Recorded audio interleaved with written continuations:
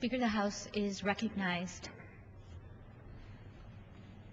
Thank you, Madam Speaker. I thank the gentleman for yielding and for his kind words. More especially, I thank him for his great leadership.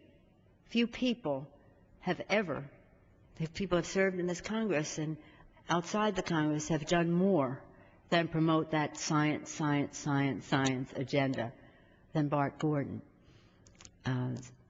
Sadly, for that issue, Mr. Gordon, this will be the last bill that he will bring to the floor. And I want to take the occasion to thank him for his tremendous leadership as chair of the Science and Technology Committee, for being a leader on these issues. When the report came out about the gathering storm, he was the first to say, we need to not only respond to it, he had already taken initiatives recognizing what would be in that report, seeing what was happening to science, technology, engineering, math, all the rest of it in our country. His departure from the Congress is a loss for us, but I know he takes with him this passion that he has for science. It is something that has served our country well in the Congress, and I know he will continue to do so outside the Congress. So, Mr. Gordon, thank you for your tremendous leadership. I know I speak for everyone here when I say it is an honor to call you colleague. And that today would be a day toward the end of the session that we would be taking up your bill. This is your bill, Mr. Chairman. On these occasions, I am reminded, Madam Speaker, that nearly 50 years ago, in launching the initiative to send a man to the moon and back safely within 10 years, President Kennedy summed up America's common commitment to innovation and competitiveness when he said, "The vows of this nation can be fulfilled only if we are first, and we therefore intend to be first." Our leadership in science and industry, he said, our hopes for peace and security, our obligations to ourselves as well as to others, all require us to make this effort. Over half a century later, since then, Americans have lived up to those words. Science and technological innovation have formed the backbone of our progress as a people and our prosperity as a nation. And today, we have the opportunity to play one more part in that same tradition, to support the COMPETES Act, to reaffirm our leadership in science and technology, to keep America first. Again, few have done more for this cause than Chairman Bart Gordon, who recognized the urgency of this challenge early on and has never stopped fighting to keep science and technology at the top of our agenda. And to the distinguished ranking member, I don't see one of the beauties of this agenda, this innovation agenda, is there's really nothing partisan about it. It isn't ideological. It's scientific. It is about keeping America number one and using the best resources intellectually in our country, technologically, to have us be competitive in the world economy. In acting to update and extend the COMPETES Act, we will spur innovation, invest in cutting-edge research, modernize manufacturing, and increase opportunity.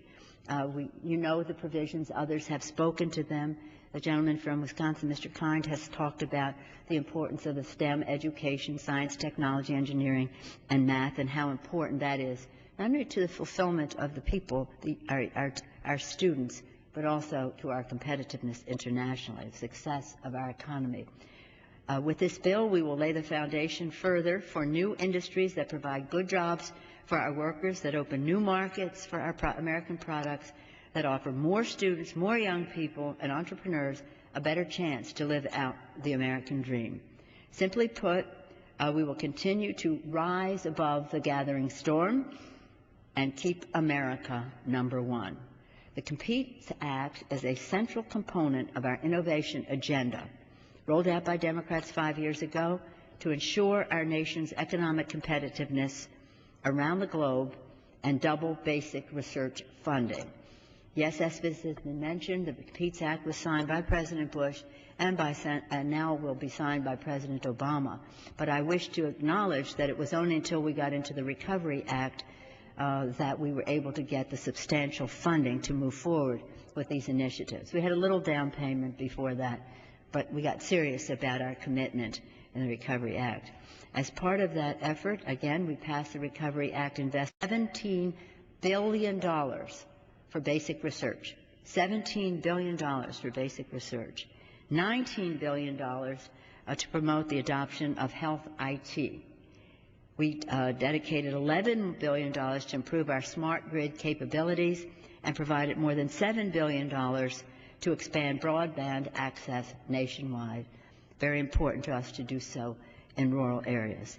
Through a series of actions, the Democratic-led Congress has extended broadband to rural and underserved areas, invested in clean energy jobs and energy independence, and helped spur the development of new technologies. The America COMPETES Act builds on that record of achievement. The bill is about good-paying jobs for American workers, strong American leadership in the global economy, and investment in America's students and long-term prosperity for America's families and businesses. And as I said, and as was mentioned by Mr. Kine, this bill passed the first time with overwhelming bipartisan support. I think the majority of Republicans voted for the bill the first time it was put forth, and now we are reauthorizing it. And what we're doing today is about echoing President Kennedy's call once more to fulfill the vows of our nation to make an effort to strengthen America's future, to be first. In voting aye today, we can come together for innovation, for competitiveness, and for our prosperity. I urge all of our colleagues to support the reauthorization of the America COMPETES Act. And as I close, I once again want to salute Chairman Bart Gordon for his tremendous, tremendous leadership. He has a wealth of knowledge, depth of understanding, a boundless commitment to the future. Thank you, Mr. Chairman.